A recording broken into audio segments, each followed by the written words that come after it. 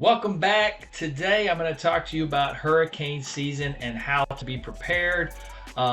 It's back. It's hurricane season. It happens every year. There's nothing we can do about it. Some years are better than others. But I'm going to give you my checklist of what I use to keep around, supplies, and things to do to be prepared. Hopefully it helps. If you like stuff like this, please subscribe, follow along, and let's jump right in. Step one is to have a plan whether you're going to stay or leave. Me personally, my family, we use a tiered system, basically just like the categories of hurricanes. Once that thing hits category 3 and above, we are in plan 2 where we are leaving town, right? So then we're collecting supplies to be gone. Below category 3, a lot of times we will shelter in place. So that is our tier 1 plan where we have all our supplies and everything already in-house, in place to support the family for 1 week. So step 1, come up with that plan and know what you're going to do and what your threshold is if you're going to stay or leave, and have 2 separate plans that maybe can be modified too, depending on what these storms look like and where you need to go. All right, now that you've completed step 1, you have a plan, you know what your limits are on these categories of hurricanes and where you're going to stay or go. Now step 2 is to collect supplies. Supplies meaning maybe a go bag if I'm going to be leaving, with just maybe some emergency batteries, just supplies enough to possibly keep your family, or enough to get up on the road and get going. Certain traffic jams and things like that can happen if you are evacuating. So that is one separate plan. Step 2, you are sheltering in place. Now, the authorities, so to speak, will tell you you need a 3-day supply. I like to think you need a 1-week supply of food, water, batteries, and things to keep you upright and moving forward. Now, this is not going to be a comfortable situation. Anyone who has ever lived without, say, power for a week knows it is a very uncomfortable situation. So don't let it become too daunting of a task. If you are just collecting food, think, these are basic meals. You need rice and beans and maybe some sort of meat. So as you're buying food, just buy extra to keep on hand, but know, hey, if I really had to feed my family for 1 week, could I? Then you want to look at your water supply. You need 1 gallon of water per person per day. That is a good probably threshold to try to reach if you were a little short. Now, in a lot of these crazy situations, the government or FEMA is going to come in and start trying to pass out, waters and things of that. But you do not want to get in those lines, and you do not want to be dependent on that.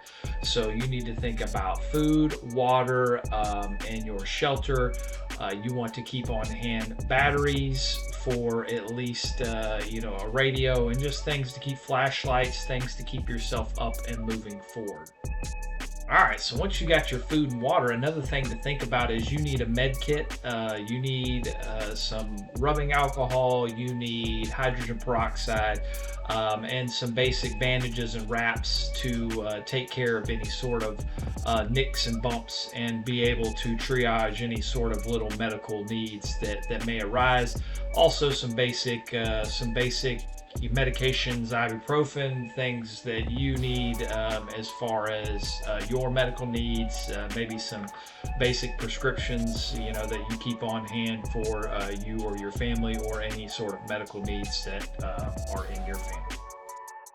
All right, if you are sheltering in place, you are going to need some sort of power supply, whether it be solar or a gas-powered generator. Now, I've tried without. It is impossible with kids. It gets to 1,000 degrees inside the house and nobody is happy.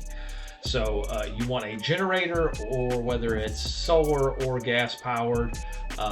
Then you're going to need the subsequent fuel to run that. You need to keep at least probably 10 gallons on hand. Now, you won't want to go crazy with keeping too much gasoline. This only keeps for 6 months to a year, depending on how you store it.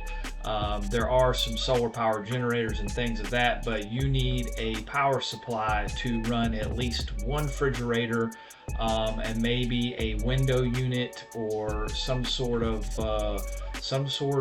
portable air conditioner to cool down a little bit to get out of the heat. Because again, we live in Florida, and when you're without power in hurricane season, it's always 100 degrees and not comfortable.